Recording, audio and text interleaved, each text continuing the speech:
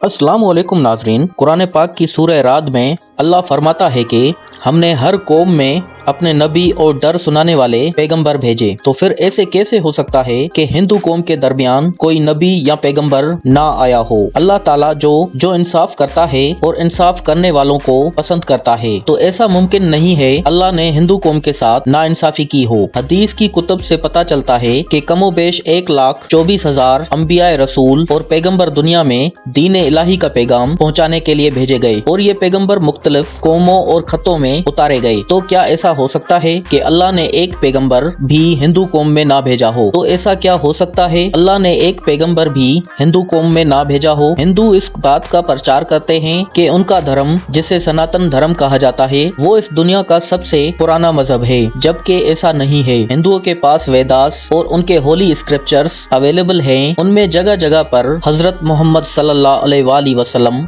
हजरत नूह, हजरत आदम और हजरत ईसा का जिक्र मौजूद है।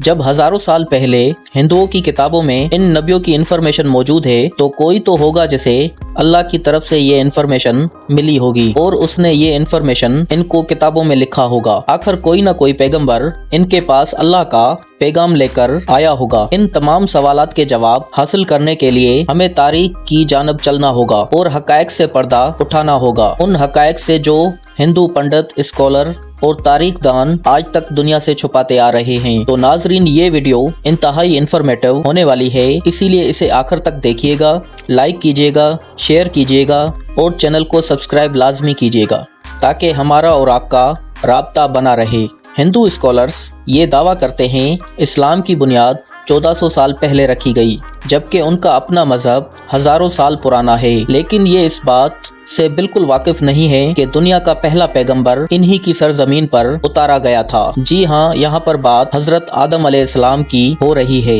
हजरत आदम को जब जन्नत से जमीन पर भेजने का फैसला किया गया, तो उन्हें जिस पहाड़ी पर उतारा गया वो श्रीलंका में है, जिसे एडम्स पीक के नाम से जाना जाता है, और वहाँ हजरत आदम अलैहिस्सलाम के कदमों के निशान आज भी मौजूद हैं। और हैरत की बात यह है कि लफ्ज आदम संस्कृत ज़बान का लफ्ज है, जो ज़बान कभी कदीम हिंदुस्तान में बोली जाती थी, और संस्कृत में आदम का मतलब है the first one, the original, या पहला या शुरुआती। यानी आप गौर करें तो दुनिया का पहला नबी अरब की सरजमीन पर नहीं बल्कि हिंद की सरजमीन पर उतारा गया। और हिंदुओं की मुकद्दस किताबों जैसे ऋग्वेद और भविष्य पुराना के चैप्टर 4 to 7 में हजरत आदम अलैहिस्सलाम की तख्लीक और फरिश्तों का इन्हें सजदा करना और जन्नत में शैतान के बहकाने के बाद जमीन पर उतारने तक का मुकम्मल किस्सा मौजूद है। इसलिए हिंदू चाहकर भी हजरत आदम अलैहिस्सलाम के वजूद का इनकार नहीं कर सकते। और हजरत आदम और हव्वा का ये किस्सा कुरान पाक की सूरत बकरा और क्रिश्चियंस की बाइबल में भी मौजूद है। इसका मतलब है कि इन तमाम किताबों में मौजूद इस इंफॉर्मेशन का सोर्स एक ही है। तारीख का अगर डीपली मुआयदा किया जाए तो पता चलता है कि हिंदू धर्म के ये वेद किसी और पर नहीं बल्कि आदम अलैहिस्सलाम, बल्कि आदम सानी हजरत नूह अलैहिस्सलाम पर उतारे गए थे, और वेदों में इन्हें नोहा या बड़े सैलाब वाला कहकर पुकारा गया है।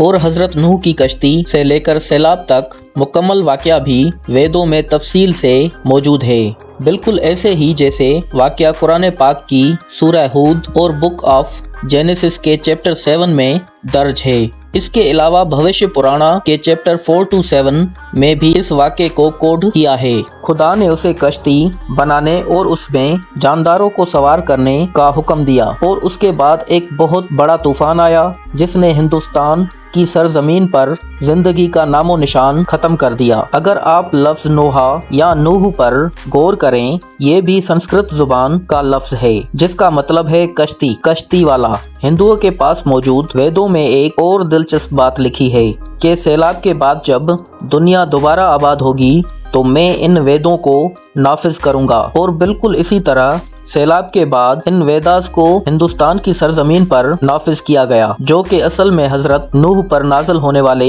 सहीफे या उनकी तालीमात थी, जिनमें वक्त के साथ साथ रद्दो बदल होती रही और आखिरकार ये कौम आहिस्ता आहिस्ता बुत परस्ती की तरफ चलती गई। लेकिन हकीकत तो ये है कि हिंदुओं ने चाहे लाखों बुत बनाकर उन्हें अपने मंदिरों और घरों में रखा हुआ है। फिर भी इनकी किताबों में एक खुदा की इबादत पर बार बार जोर दिया गया है। जैसे इस्लाम में अल्लाह का पैगाम पहुंचाने वाले को पैगंबर कहा जाता है, वैसे ही हिंदुओं के यहाँ 10 अवतार का कॉन्सेप्ट मौजूद है। उनका मानना है कि 9 अवतार इस दुनिया में आकर जा चुके हैं और आखिरी अवतार अभी आने वाला है, जिसका नाम कल्कि अवतार है। कुछ अरसा पहले कल्कि अवतार के नाम से एक किताब लिखी गई, जिसमें विष्णु के 10वें और आखिरी अवतार की तमाम निशानियां बयान की गई हैं। हिंदुओं की किताब भगवत गीता में भी कल्कि अवतार का जिक्र मौजूद है कि ये दुनिया के किस खित्ते में पैदा होंगे, किस घराने में तशरीफ लाएंगे और इनके वालिदैन कौन होंगे। तो कहा गया है कि संभल के किसी बड़े घराने में जन्म लेंगे। इनके वालिद का नाम विष्णु यशा जबकि वालिदा का नाम सोमती होगा। नाजरीन, आप ये जानकर हैरान होंगे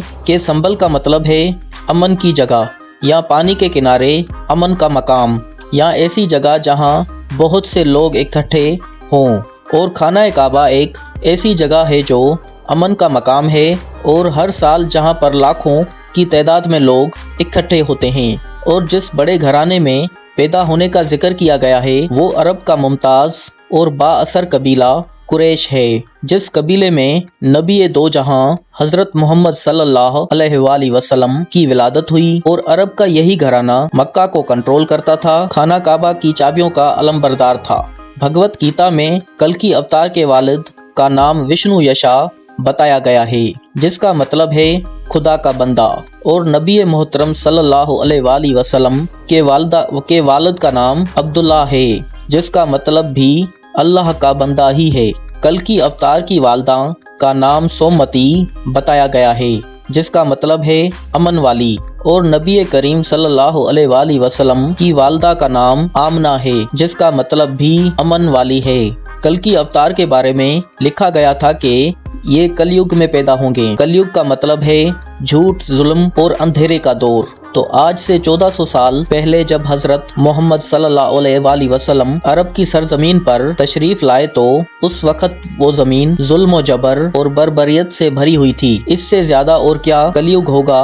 बेटियों को पैदा होते ही जिंदा दफन कर दिया जाता था। अब आप लोगों के लिए समझना बिल्कुल मुश्किल नहीं होगा कि कल्कि अवतार कौन है और इनका जिक्र हिंदुओं की किताबों में हजारों साल से पहले कैसे मौजूद है। नाजरीन, जब हजरत आदम, हजरत ईसा, हजरत नूह और हजरत मोहम्मद मुस्तफ़ा सल्लल्लाहु अलैहि वसल्लम का जिक्र हिंदुओं की किताबों में मौजूद है और इनकी किताबों में यकता परस्ती यानी एक खुदा की इबादत की तलकीन की जा रही है, तो फिर ऐसे कैसे हो सकता है कि बिना किसी नबी या पैगंबर के इन तक ये बातें पहुंची।